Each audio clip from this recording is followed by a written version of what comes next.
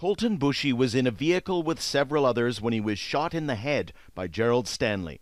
Stanley said his family and property were under attack and the gun had misfired when he tried to frighten those in the car. For his trial, defense lawyers rejected all potential jurors with indigenous backgrounds. It took just 15 hours for an all-white jury to acquit Stanley of second-degree murder. No justice! No peace! Protests erupted across the country last Saturday against a verdict many saw as racially motivated. Indigenous activists say the criminal courts routinely deny them justice, both as victims of violence and as defendants.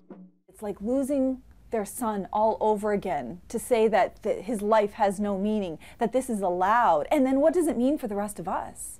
Like, do we need to keep worrying that our lives are in danger by people who have racist ideas about us? Members of Boushie's family headed to Ottawa to press for change to the justice system. After 2 days of meetings, the family says the government is listening to them and they're keeping up pressure for action, not just words of comfort.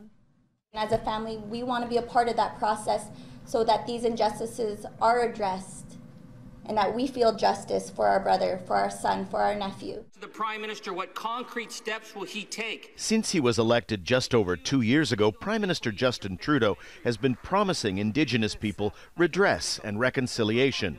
So far, he's talked of change, but no specifics yet. We have come to this point as a country far too many times.